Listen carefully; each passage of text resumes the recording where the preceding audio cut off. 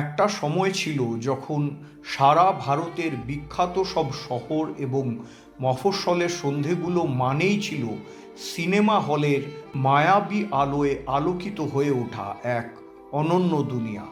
কলকাতা মহানগরীর Metro, Elite, New Empire, Lighthouse, Chaplin, Minerva, Ujjwala, Menaka, Priya, Jyoti, Majestic, Crown, আরও অনেক অনেক সিনেমা হল।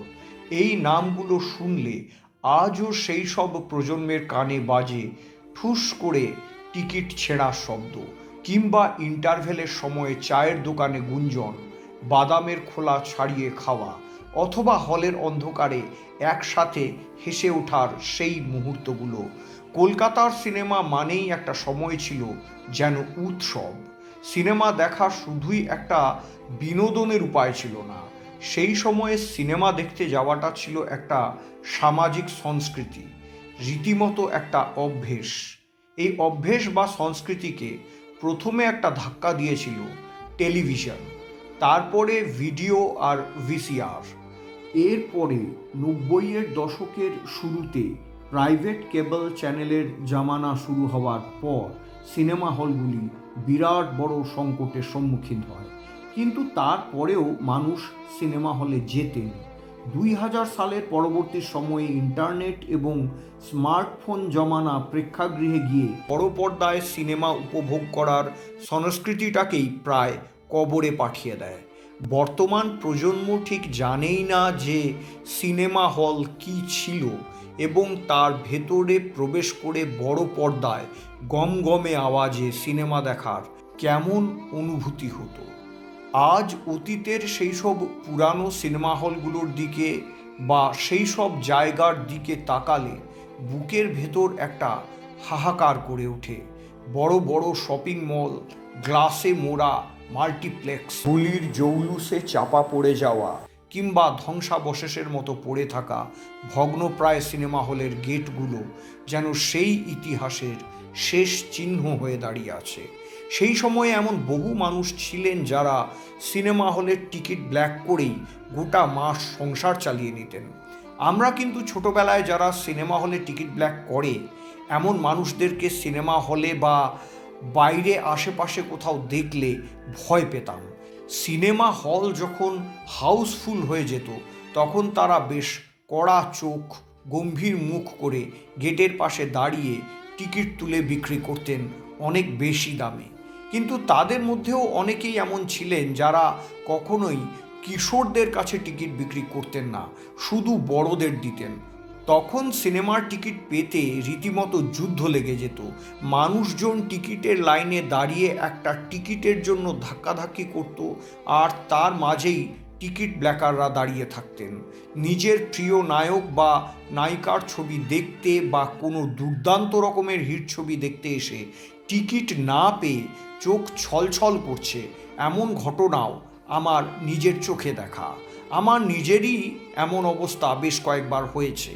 আসলে সেই সময়ে মানুষের অবসর বিনোদনের অন্যতম দুইটি অবলম্বন ছিল বই পড়া আর সিনেমা দেখা। মানুষজন তখন সিনেমা দেখতে ভীষণ ভীষণ ভালোবাসত। আজ সেই জায়গাগুলিতে শুধুই নিস্তব্ধতা আর নিঃসঙ্গতা।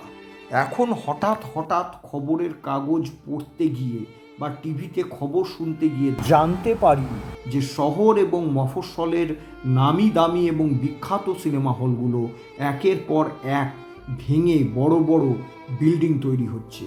সিনেমা হল ভেঙে এখন পিৎজা হাট, কফি শপ আর ক্লথিং স্টোর নির্মিত হচ্ছে।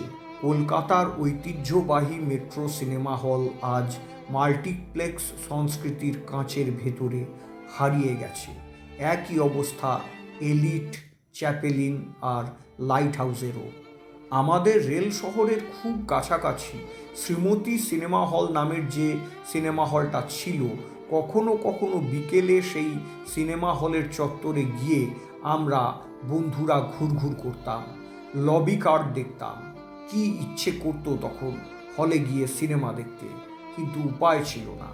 বায়না করলে মা মাঝে মাঝে নিয়ে যেতেন সিনেমা হলে, আর কয়েকটা সিনেমা দেখার সুযোগ আসতো বাড়িতে আত্মীয় স্বজন এলে। আমার মামা এবং মাসিরা সিনেমা দেখতে খুবই ভালোবাসতেন, তাই মামার বাড়িতে এলে আমি চূড়ান্ত খুশি হতাম। কত স্মৃতি, কত মুহূর্ত।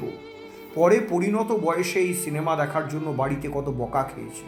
তখন বাড়ি থেকে বেরোলেই একটার পর একটা সিনেমা হল চোখে পড়ত, যেমন খুশি সিনেমা দেখার সুযোগ ছিল।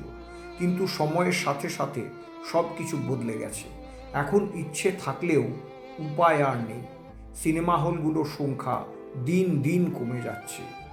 আজকেও বন্ধ হয়ে যাওয়া শ্রীমতী সিনেমা হলটার সামনে দিয়ে গেলে মনে পড়ে যায় কিশোরবেলার সেই বিকেলগুলো, ঝালমুড়িওয়ালা কাকুদের সেই মুখ, মানুষের কোলাহল, ঝলমলে পোস্টার। আজ শ্রীমতী সিনেমা হল শুধু একটা অডিটোরিয়াম হয়ে দাঁড়িয়ে আছে, চকচকে, ঠান্ডা, নির্বাক। এই শিল্পটার সাথে যারা যুক্ত ছিলেন তারা সংসারের দায়ে অন্য কিছু করছেন। সত্যি ভীষণ কষ্ট হয়। এই সিনেমা হলে যারা টিকিট দিতেন, যারা ভেতরে টর্চের আলোয় সিট দেখাতেন, সেই সময় তাদের সাথে পরিচয় থাকাটা অনেকটাই এমএলএ এমপিদের সাথে পরিচিত থাকার মতোই বিষয় ছিল। এই শিল্পটাকে কেন্দ্র করে কত মানুষের জীবন একদিন চলত, আজ অনেকটাই যেন ধ্বংসের পথে। বন্ধ হয়ে যাওয়া হলগুলোর দিকে চোখ গেলে আজ ভীষণ কষ্ট হয়। সব না হলেও কিছু কিছু সিনেমা হলকে তো একটু অন্তত বাঁচানো যেতই। উত্তর কলকাতা, দক্ষিণ কলকাতা, ধর্মতলা, আসানসোল সিনেমা হলের মানচিত্রটা কেমন যেন সব ধ্বংস হয়ে গেছে। পুরনো সেই জায়গাগুলো আর খুঁজেই পাওয়া যায় না।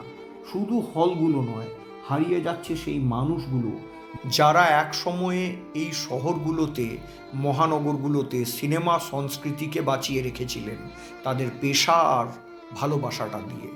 সিনেমা এখনও দেখি। রেল শহরের একমাত্র টিকে থাকা সিনেমা হল রঞ্জনের বিগ স্ক্রিন এখনও সেই সুযোগটা দিয়ে যাচ্ছে। ইউটিউবে, মোবাইলেও দেখি, কিন্তু আমার ছোট মামা বলতেন সিনেমা জিনিসটাই হলো মাস এন্টারটেনমেন্টের জিনিস। হল ভর্তি মানুষের মাঝে বসে সিনেমা দেখার আনন্দটাই যে আলাদা। হলের সেই গন্ধ, তখন সিনেমা হলের একটা অদ্ভুত গন্ধ ছিল। প্রেক্ষাগৃহে প্রবেশ করলেই বুঝতে পারতাম যে সিনেমা হলে ঢুকেছি। সেই গন্ধটা কেমনভাবে যেন মিশে থাকতো, ভীষণভাবে অনুভব করতে পারতাম। তার মধ্যে লেগে থাকতো মানুষের গুঞ্জন।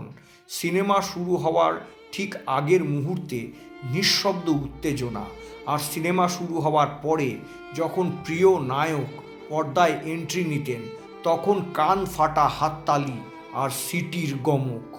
আচমকা লোডশেডিং হয়ে গেলে জেনারেটর চালু না হওয়া পর্যন্ত দর্শকদের চেঁচামেচি, সেগুলোকে কোনো প্রযুক্তি আজকে আর ফিরিয়ে দিতে পারবে না।